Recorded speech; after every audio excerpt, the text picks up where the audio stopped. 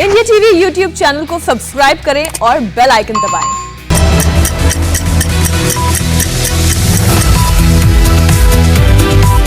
नमस्कार, बहुत स्वागत है आपका। आपके साथ मैं हूं ज्योत्सना पाटनी। सुबह 9 बजे की 9 बड़ी खबरों की शुरुआत आज की सबसे बड़ी खबर के साथ। ओलंपिक में ऐतिहासिक कामयाबी हासिल कर भारतीय खिलाड़ी आज देश वापसी कर रहे हैं। वो वापस देश लौट रहे हैं। खिलाड़ियों के स्वागत के लिए दिल्ली में जबरदस्त तैयारियां की गई हैं। दिल्ली की सड़कों पर उनके स्वागत के लिए होर्डिंग्स लगाए गए हैं। नेशनल स्टेडियम्स को फूलों से सजाया गया है। खिलाड़ियों के स्वागत के लिए उनके शहरों और गांव से लोग दिल्ली पहुंच रहे हैं। पहले दिल्ली में उनका सम्मान होगा, फिर वो अपने शहरों में जाएंगे जहां मेडल वीरों को, ओलंपिक के मेडल वीरों को सम्मानित किया जाएगा। शाम 5:15 पर एयर इंडिया की फ्लाइट AI 307 से ये खिलाड़ी दिल्ली पहुंचेंगे। आज गोल्ड मेडल विजेता नीरज चोपड़ा के साथ silver medallist Ravi Dahiya, bronze medal जीतने वाली पुरुष हॉकी टीम के अलावा महिला हॉकी टीम और ब्रॉन्ज मेडल जीतने वाले हमारे रेसलर्स भी जो हैं वो स्वदेश लौटेंगे। पुनिया भी आएंगे। मेडल जीतने वाले खिलाड़ियों को एयरपोर्ट से मेजर ध्यानचंद स्टेडियम ले जाया जाएगा और शाम 6:30 बजे उनका सम्मान समारोह यहां पर होगा। तो जश्न की तैयारियां इसलिए भी हो रही हैं क्योंकि टोक्यो ओलंपिक में भारत के खिलाड़ियों ने 7 मेडल जीते हैं, जिनमें 1 गोल्ड, 2 सिल्वर और 4 ब्रॉन्ज मेडल शामिल हैं। जैवलिन थ्रो में नीरज चोपड़ा ने पहली बार ये गोल्ड मेडल जीता है, तो वहीं मीराबाई चानू ने ओलंपिक की शुरुआत सिल्वर मेडल के साथ ही की थी और रेसलर रवि दहिया ने भी सिल्वर मेडल जीता था। स्टार शटलर PV सिंधु ने भी यहाँ पर ब्रॉन्ज मेडल के साथ जीत की शुरुआत की थी। पहलवान बजरंग पुनिया ने भी ब्रॉन्ज मेडल जीता है। मुक्केबाज लवलीना बोरगोहाई और भारतीय हॉकी टीम ने ब्रॉन्ज मेडल अपने नाम किया। टोक्यो ओलंपिक में भारत का झंडा बुलंद करने के बाद खिलाड़ी आज स्वदेश लौट रहे हैं। एयरपोर्ट पहुंचेंगे और एयरपोर्ट पर उनका जबरदस्त स्वागत किया जाएगा और एयरपोर्ट से सीधे वो मेजर ध्यानचंद नेशनल स्टेडियम पहुंचेंगे जहां उनको सम्मानित किया जाएगा। शाम 5 बजे का कार्यक्रम है, लेकिन अभी से यहाँ पर तैयारियां शुरू हो गई है। इस वक्त हम नेशनल स्टेडियम के बाहर मौजूद हैं और जो खिलाड़ी यहाँ पहुँचेंगे उनको सम्मानित किया जाएगा। इसके अलावा आपको बता दें, इस बार टोक्यो ओलंपिक में भारत का शानदार प्रदर्शन रहा है। मेडल टैली में सबसे ज़्यादा 7 मेडल जीते हैं, जिनमें 1 स्वर्ण, 2 सिल्वर और 4 ब्रॉन्ज मेडल शामिल हैं। PV सिंधु पहले ही स्वदेश लौट चुकी हैं। इसके अलावा आज बजरंग पुनिया और गोल्ड मेडल जीतने वाले नीरज चोपड़ा एयरपोर्ट पहुंचेंगे जहां उनका भव्य स्वागत किया जाएगा। आपको बता दें, इस बार भारत का प्रदर्शन टोक्यो ओलंपिक में ज़बरदस्त रहा है। सबसे पहले दिन मीराबाई चानू ने वेट लिफ्टिंग में सिल्वर जीता था। उसके बाद रवि दहिया ने सिल्वर जीता कुश्ती में और उसके बाद मेडल का सिलसिला लगातार जारी रहा। भारतीय पुरुष हॉकी टीम ने भी इस बार ब्रॉन्ज मेडल जीता है और इसके अलावा बजरंग पुनिया ने कुश्ती में अपना दम दिखाते हुए ब्रॉन्ज मेडल पे कब्जा किया है। PV सिंधु ने भी ब्रॉन्ज मेडल जीता। इसके अलावा नीरज चोपड़ा ने आखिरी दिन गोल्ड मेडल पर कब्जा किया। देश में खुशी की लहर है और आज जब ये सभी खिलाड़ी यहाँ पहुँचेंगे तो नेशनल स्टेडियम में उनका भव्य स्वागत किया जाएगा। फिलहाल नेशनल स्टेडियम की तस्वीरें आप देख सकते हैं। हमारे बाईं तरफ नेशनल स्टेडियम है और उसके गेट के पास बिल्कुल यहाँ पर ओलंपिक का एक सिंबल है, इंडिया लिखा हुआ है और यहाँ पर कुछ पोस्टर लगे हुए हैं जहाँ पर लोगों ने साइन किए हैं। पहले से ही शुभकामना संदेश दिया था जो खिलाड़ी ओलंपिक में पार्टिसिपेट करने गए थे और आज का ये कार्यक्रम भारतीय खेल प्राधिकरण यानी स्पोर्ट्स अथॉरिटी ऑफ इंडिया की तरफ से ये आयोजन किया गया है जहाँ खिलाड़ियों को सम्मानित किया जाएगा। इसके लिए दिल्ली पुलिस को बाकायदा चिट्ठी लिखी गई थी कि सुरक्षा के अभूतपूर्व इंतजाम किए जाएं, क्योंकि जब खिलाड़ी यहाँ पहुँचेंगे तो लोगों के भारी भीड़ जुटने की भी उम्मीद की जा रही है और जब एयरपोर्ट पर खिलाड़ी पहुँचेंगे वहाँ उनका भव्य स्वागत करते हुए सीधे यहाँ नेशनल स्टेडियम लाया जाएगा। कैमरा पर्सन जगदीश के साथ सैयद नज़ीर, इंडिया टीवी, दिल्ली। और मेरे सहयोगी सैयद नज़ीर इस वक्त हमारे साथ लाइव जुड़ चुके हैं। सीधे नज़ीर का रुख करेंगे। सैयद नज़ीर, तस्वीरें तो हमने देखी, आपने हमें दिखाई किस तरीके से वहां पर तैयारियां की गई हैं। कार्यक्रम में कौन कौन शामिल होगा और कैसे पदक वीरों का भव्य स्वागत और फिर उसके बाद सम्मान होगा। बिल्कुल देशवासियों को बेसब्री से इंतजार है जब खिलाड़ी यहाँ पहुँचेंगे। हालांकि कुछ खिलाड़ी पहले ही स्वदेश लौट चुके हैं और नीरज चोपड़ा बजरंग पुनिया शाम को यहाँ एयरपोर्ट पहुँचेंगे। एयरपोर्ट पर ज़बरदस्त स्वागत की तैयारी है और एयरपोर्ट से सीधे यहाँ मेजर ध्यानचंद नेशनल स्टेडियम लाया जाएगा। और आप देख सकते हैं यहाँ तमाम पुलिस के जो आला अधिकारी हैं सुबह से यहाँ हालात का जायजा ले रहे हैं और सुरक्षा की, जैसे कि मैंने बताया, अभूतपूर्व इंतजाम किए गए हैं। एयरपोर्ट से लेकर नेशनल स्टेडियम तक दिल्ली पुलिस की चौकसी रहेगी जब खिलाड़ी पहुंचेंगे और तमाम वो खिलाड़ी जो ओलंपिक में पार्टिसिपेट कर रहे हैं वो यहाँ मौजूद रहेंगे। पूर्व ओलंपियन मौजूद रहेंगे, खेल मंत्री मौजूद रहेंगे और हमारे, आप देख सकते हैं ये जो सिंबल है ओलंपिक का और यहाँ मेजर ध्यानचंद स्टेडियम का बोर्ड है यहाँ पर है और यहाँ पर सुबह से ही हलचल तेज है। नेशनल स्टेडियम के अंदर तैयारियां की जा रही है। शाम को जब कार्यक्रम होगा सभी गणमान्य व्यक्ति यहाँ मौजूद रहेंगे और जो ओलंपिक विजेता, इस बार भारत की टैली जबरदस्त रही है और 7 मेडल इस बार भारत ने जीते हैं। 2012 में लंदन ओलंपिक में 6 मेडल थे, लेकिन इस बार 7 मेडल भारत की झोली में आए हैं। ज्योत्सना, चलिए नजीर, नजर बनाए रखिएगा क्योंकि आज की सबसे अच्छी और सबसे बड़ी खबर ये है और आगे भी हम आपसे अपडेट देते रहेंगे। फिलहाल तमाम जानकारी के लिए आपका बहुत शुक्रिया। वक्त एक ब्रेक का है। ब्रेक के बाद देखिए बेकाबू ट्रक ने कहां ली 8 लोगों की जान।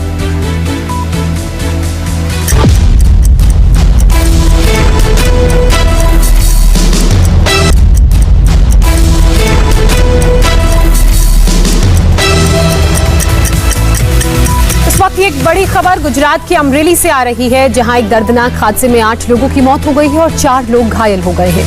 अमरेली में एक बेकाबू ट्रक झुग्गियों में घुस गया और उसने झुग्गियों के अंदर मौजूद लोगों को रौंद दिया। अंधेरा होने की वजह से अफरा तफरी मच गई। कई लोगों ने मौके पर ही दम तोड़ दिया।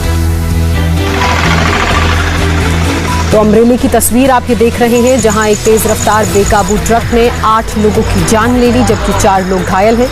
आपको बता दें कि ये ट्रक एक झुग्गी में घुस गया था। मेरे सहयोगी निर्णय कपूर इस वक्त हमारे साथ जुड़ चुके हैं। निर्णय, फिलहाल इस पूरी खबर पर क्या अपडेट है? सर, देखिए ये रात मध्य रात्रि में ये हुआ है हादसा, करीब 12 से 1 बजे के बीच में।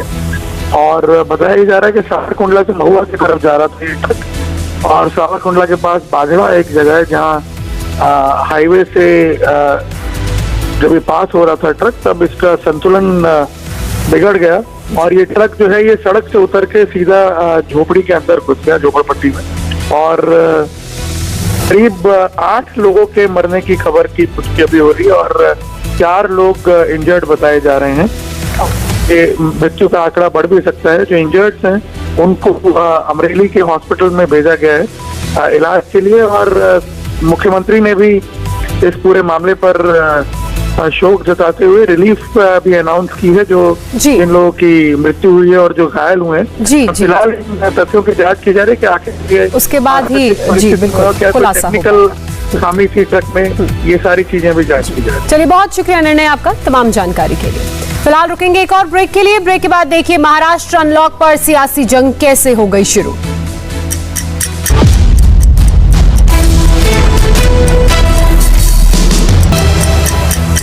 महाराष्ट्र में अनलॉक को लेकर ठाकरे सरकार और बीजेपी आमने सामने आ गई है।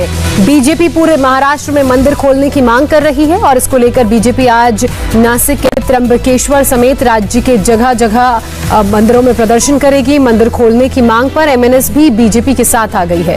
मंदिर खोलने को लेकर हंगामे के बीच आज महाराष्ट्र कोविड टास्क फोर्स की बैठक भी होने जा रही है, जिसमें महाराष्ट्र के मुख्यमंत्री उद्धव ठाकरे भी हिस्सा लेंगे। हालांकि उद्धव ठाकरे ने रविवार को हुई बैठक के बाद ही ऐलान किया कि संक्रमण की रफ्तार जहां कम हो रही है तो वहीं ढील देने में कोई परेशानी नहीं है, लेकिन ऐसे फैसले सरकार बेहद एहतियात के साथ ले रही है। आने वाले दिनों में सरकार पाबंदियों में और ढील देने जा रही है, लेकिन हर कदम हम सावधानी से उठा रहे हैं। लोकल ट्रेन में वैक्सीन की दोनों डोज लेने वाले यात्रियों को छूट समेत और भी फैसले जल्द लिए जाएंगे। हर फैसले के साथ हमें ये तय करना होगा कि इस कदम से संक्रमण की कोई और लहर नहीं पैदा हो। जहां संक्रमण कम हुए उन 25 जिलों में सरकार ने पाबंदियों में पूरी ढील दी है। उधर महाराष्ट्र में अनलॉक के बाद कोरोना की सख्त गाइडलाइंस को लेकर बीजेपी का रुख भी हमलावर है। बीजेपी ने पहले लोकल में वैक्सीनेशन कराए लोगों को छूट देने की मांग की।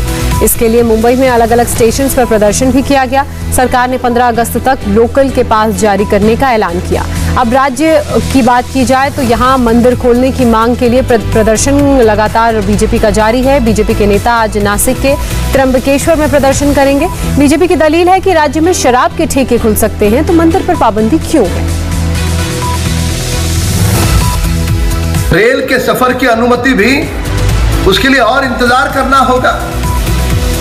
और रेस्टोरेंट की बात करते हैं, धड़ल्ले से मुंबई शहर में बियर बार रेस्टोरेंट हफ्ता देकर के चल रहे हैं। वाजे के कार्यकाल में जिस प्रकार से रेट कार्ड था, उसी रेट कार्ड के तहत लाखों करोड़ों रुपए के हफ्ते वसूले जा रहे हैं। और वही कारण है अन्य दुकानें खोलेंगे पर उनको अब तक अनुमति नहीं दी।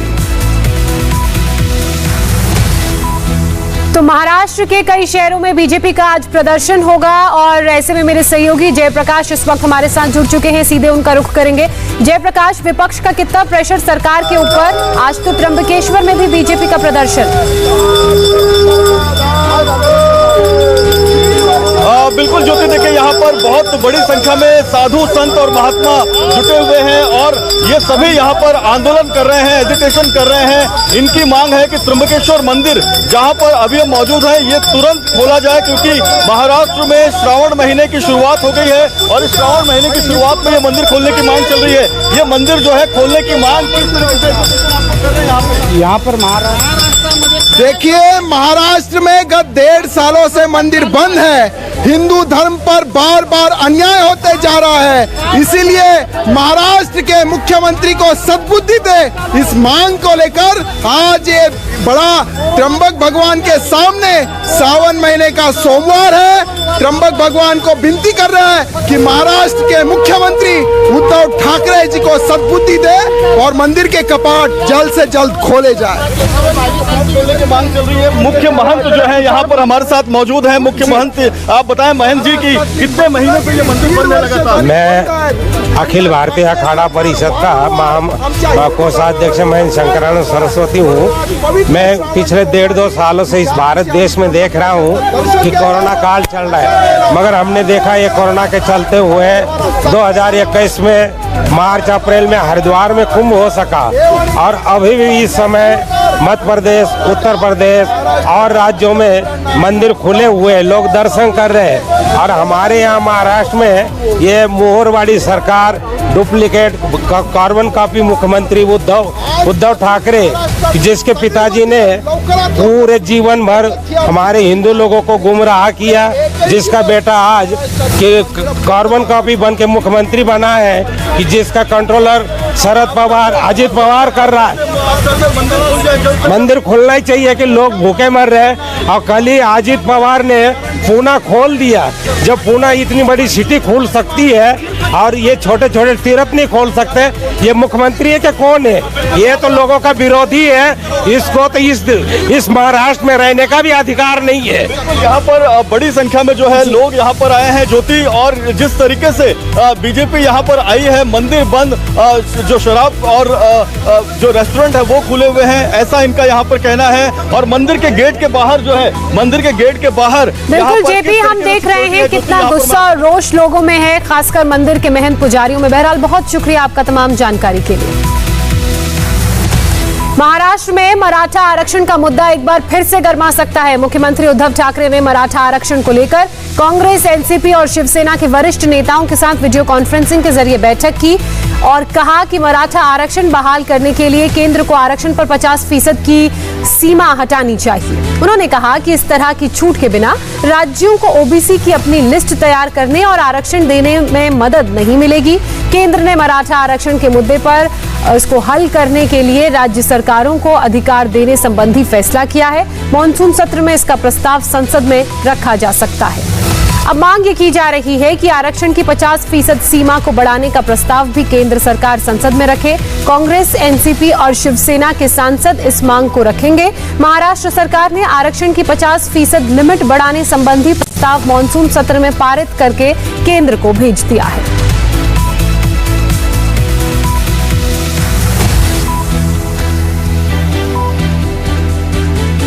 खिलाड़ियों के सम्मान समारोह की जगह बदली गई। दिल्ली के अशोका होटल में अब खिलाड़ियों का सम्मान समारोह होगा। इस वक्त की बड़ी खबर हम आपको बता रहे हैं। पहले दिल्ली के मेजर ध्यानचंद स्टेडियम में यह सम्मान समारोह होना था, लेकिन अब ये जगह बदल दी गई है। अब आपको बता दें कि दिल्ली के अशोका होटल में सम्मान समारोह होगा। आज टोक्यो से भारत के जो चैंपियंस हैं वो वापस लौट रहे हैं और ऐसे में उनका सम्मान समारोह का पूरा कार्यक्रम शाम 6:30 बजे लाइनअप था, लेकिन अब वेन्यू यानी कि जगह चेंज कर दी गई है। तो दिल्ली के अशोका होटल में ये सम्मान समारोह होगा।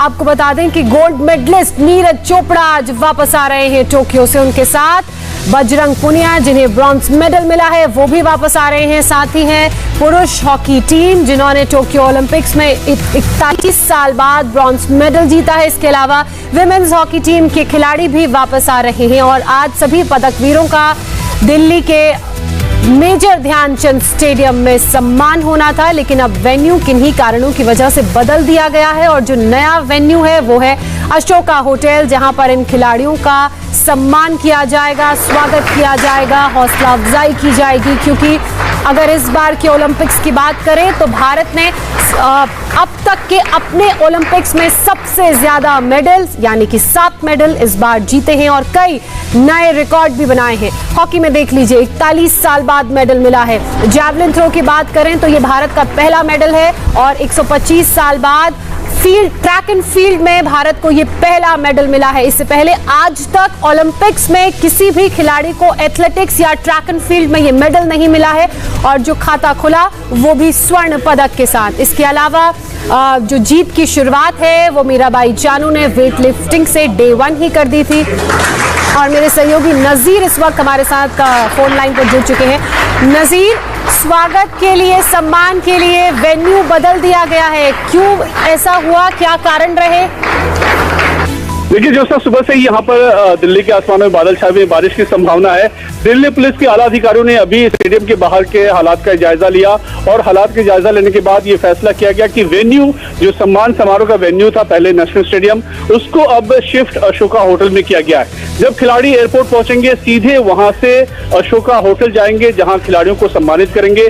खेल मंत्री अनुराग ठाकुर खुद वहां मौजूद रहेंगे, जहां तमाम खिलाड़ियों को सम्मानित किया जाएगा। फिलहाल आखिरी क्षण में पहले ये बताया गया था कि मेजर ध्यानचंद नेशनल स्टेडियम में सम्मान समारोह होगा, लेकिन जिस तरह से दिल्ली के मौसम का मिजाज बदला है और शाम का ये कार्यक्रम है और बारिश की संभावना बनी हुई है, इसी वजह से ये कार्यक्रम बदला गया है। नजीर, वक्त कम, तैयारियां ज्यादा, क्योंकि वेन्यू चेंज हो चुका है। जो खिलाड़ी पहले से पहुंच गए हैं मेडलिस्ट, क्या वो भी यहाँ पहुंचेंगे? देखिए, जो खिलाड़ी पहले से यहाँ पहुंचे हुए हैं वो ऑलरेडी होटल में मौजूद हैं और जैसा कि आपको बताया कि अशोका होटल में सम्मान समारोह का कार्यक्रम रखा गया है और वहीं पे सारे खिलाड़ी जो सीधे टोक्यो से एयरपोर्ट पहुंचेंगे, वहां से एयरपोर्ट से सीधे अशोका होटल पहुंचेंगे और फिर वहां पर सम्मान समारोह होगा। बहुत शुक्रिया नजीर आपका तमाम जानकारी के लिए। इस वक्त की एक और बड़ी खबर जो पंजाब से आ रही है। पंजाब के मुख्यमंत्री कैप्टन अमरिंदर सिंह आज राजधानी दिल्ली आकर कांग्रेस अध्यक्षा सोनिया गांधी से मुलाकात कर सकते हैं। सूत्रों के मुताबिक कैप्टन अमरिंदर सिंह पार्टी आलाकमान को अपनी सरकार का रिपोर्ट कार्ड देंगे और मंत्रिमंडल में फेरबदल पर भी सोनिया गांधी के साथ चर्चा हो सकती है। आपको बता दें कि नवजोत सिंह सिद्धू के पंजाब कांग्रेस अध्यक्ष बनने के बाद कैप्टन अमरिंदर सिंह का ये पहला दिल्ली दौरा है जिसमें वो सोनिया गांधी से मुलाकात करने वाले हैं। पुनीत परिंजा इस वक्त हमारे साथ जुड़ चुके हैं। पुनीत, कैप्टन अमरिंदर सिंह की सोनिया गांधी से मुलाकात और कहा यह जा रहा है कि रिपोर्ट कार्ड पेश करेंगे, क्या निकल चुके हैं वहां से? फिलहाल अभी कैप्टन अमरिंदर सिंह सोनिया आला कमान के ग्रीन सिग्नल का इंतजार कर रहे हैं। समय मांगा गया है, जैसे उनको समय मिलता है वो यहाँ से चंडीगढ़ से दिल्ली के लिए निकलेंगे और कैप्टन सोनिया गांधी से मुलाकात करेंगे। न सिर्फ अपना रिपोर्ट कार्ड बल्कि जो एक्सपेंशन, कैबिनेट एक्सपेंशन की लगातार बात चल रही है उस पर भी चर्चा जो है वो हो सकती है। और माना यह जा रहा है कि जितने भी कैबिनेट मंत्री थे जो कैप्टन अमरिंदर सिंह के खिलाफ जाकर नवजोत सिंह सिद्धू के पक्ष में खड़े हो गए थे, तो यहाँ तो उनके विभागों में बंटवारा किया जा सकता है, उनसे महत्वपूर्ण विभाग लेकर उन्हें दूसरे विभाग दिए जा सकते हैं या फिर उनकी जगह किसी और विधायक को इसमें चुन सकता है। चलिए, बहुत शुक्रिया पुनीत आपका तमाम अपडेट्स के लिए। आज की एक और बड़ी खबर, प्रधानमंत्री नरेंद्र मोदी आज एक नया इतिहास बनाएंगे। पीएम मोदी आज यूनाइटेड नेशन की सिक्योरिटी काउंसिल में समुद्री सुरक्षा पर एक खुली बहस की अध्यक्षता करेंगे। संयुक्त राष्ट्र सुरक्षा परिषद की ओपन डिबेट की अध्यक्षता करने वाले वो भारत के पहले प्रधानमंत्री बन जाएंगे। इस वर्चुअल डिबेट में समुद्री अपराध और समुद्री सुरक्षा के क्षेत्र में सहयोग बढ़ाने के मुद्दों पर चर्चा होगी। यूएन की इस ओपन डिबेट में रूस के राष्ट्रपति व्लादिमीर पुतिन भी हिस्सा लेंगे। इस बहस में यूएन की सुरक्षा परिषद के सदस्य देशों के राष्ट्राध्यक्षों के भी शामिल होने की संभावना है। ऐसा पहली बार होगा जब समुद्री सुरक्षा जैसे गंभीर मसले पर उच्च स्तरीय और खुली बहस होगी। भारत 2 साल के लिए सुरक्षा परिषद का अस्थायी सदस्य है और इस साल अगस्त महीने के लिए यूएनएससी की अध्यक्षता कर रहा है। तो वहीं प्रधानमंत्री मोदी आज प्रधानमंत्री किसान सम्मान निधि यानी कि पीएम किसान योजना की नवी किश्त भी जारी करेंगे। ये कार्यक्रम दोपहर 12:30 बजे वीडियो कॉन्फ्रेंसिंग के जरिए होगा। पीएम किसान सम्मान निधि की इस नई किश्त में 19,500 करोड़ रुपए ट्रांसफर किए जाएंगे और 9 करोड़ 75 लाख किसानों को सीधे तौर पर इसका फायदा होगा। इस दौरान प्रधानमंत्री राष्ट्र को संबोधित करेंगे और साथ ही लाभार्थियों से भी संवाद करेंगे। आपको बता दें कि किसानों की आमदनी दोगुनी करने के मकसद से हर साल 6,000 रुपए किसानों के बैंक खातों में ट्रांसफर किए जाते हैं और हर 3 महीने में 2,000 रुपए की किश्त जारी की जाती है। इस योजना के तहत अब तक कुल 1 करोड़ 38 लाख रुपए किसानों के अकाउंट में भेजे जा चुके हैं। पीएम किसान की पिछली यानी कि 8वीं किश्त मई महीने में जारी की गई थी, जिसमें 9 करोड़ किसानों को 2,000 रुपए की किश्त दी गई थी।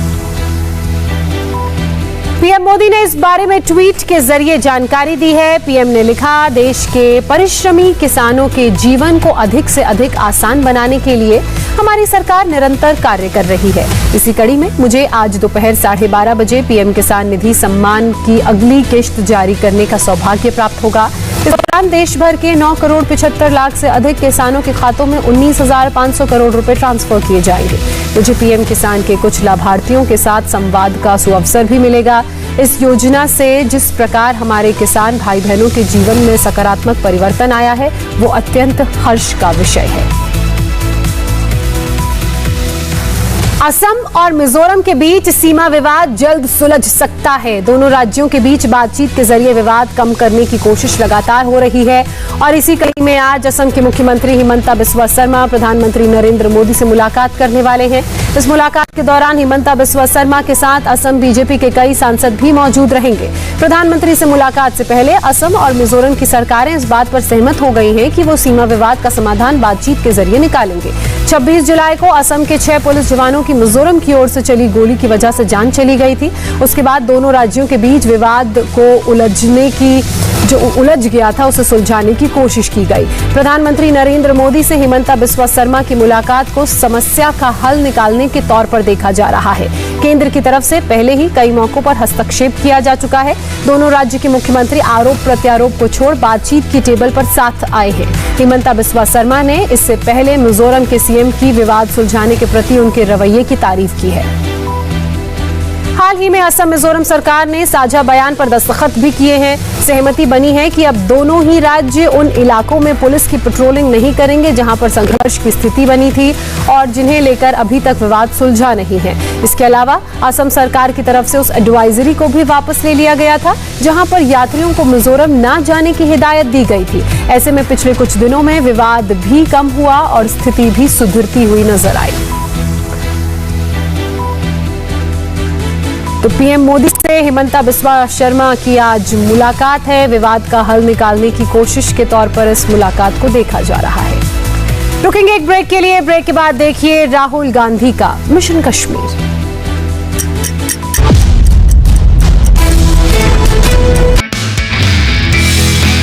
नमस्ते, मैं हूं मीनाक्षी जोशी। वीडियो और खबरों से अपडेट रहने के लिए India TV YouTube channel subscribe करें, बेल आइकन दबाना ना भूलें। जुड़े रहें इंडिया टीवी के साथ।